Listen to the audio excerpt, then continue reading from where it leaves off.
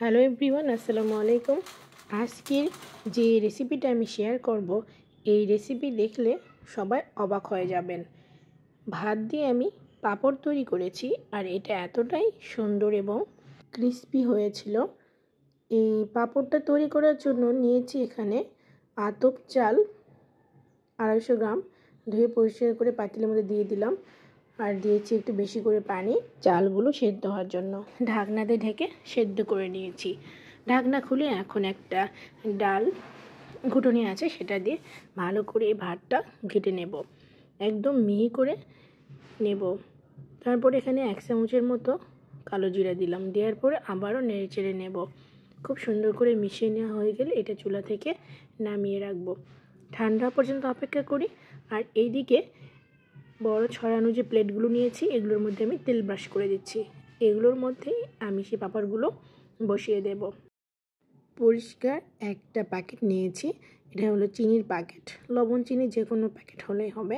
এটার মধ্যে 2 চামচ এই ভাতগুলো আমি দিয়ে দিলাম। আর এক সাইড আমি কেটে নিয়েছি একটু মোটা করে। এখন হাত দিয়ে চাপ দিলেই খুব সুন্দরভাবে কিন্তু এই ভাতের খামিরটা বের হয়ে আসে।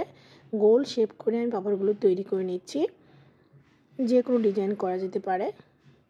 কেউ চাইলে পানির যে পটগুলো আছে তার মধ্যেও কিন্তু এই ভাতের খামিরটা দিয়ে পাঁপড়গুলো তৈরি করে নিতে পারেন। সবগুলো দেওয়া শেষ হয়ে গেছে, এখন আমি এগুলো রোদের মধ্যে শুকাতে দেব।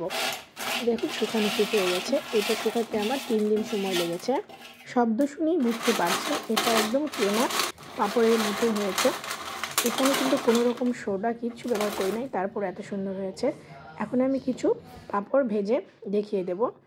চুলায় একটা কড়াইয়ে বেশি করে একটু সয়াবিনের তেল দিয়েছি, আর একটা প্রথমেই দিয়ে দেখলাম তেলটা গরম হয়েছে কিনা। তারপরে আমি একটু বেশি করে দিয়ে দেখিয়ে দিচ্ছি, দেখুন কত সুন্দর ফুলে যাচ্ছে। এভাবে সবগুলোই আমি ভেজে নেব। তারপর তুলে একটা বাটিতে নিয়ে নিচ্ছি। আমি এগুলো ভেঙে দেখিয়ে দেব।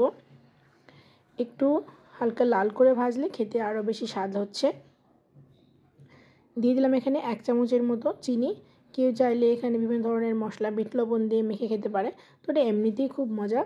এটা অনেকটা ক্রিস্পি হয়েছে, একটু হাত দিয়ে চাপ দিলেই খুব সুন্দরভাবে ভেঙে যাচ্ছে। এভাবে তৈরি করে ভেজে কয়েকদিন ধরে সংরক্ষণ করে খাওয়া যেতে পারে। অবশ্যই বাসায় ট্রাই করবেন। সবাই ভালো থাকবেন।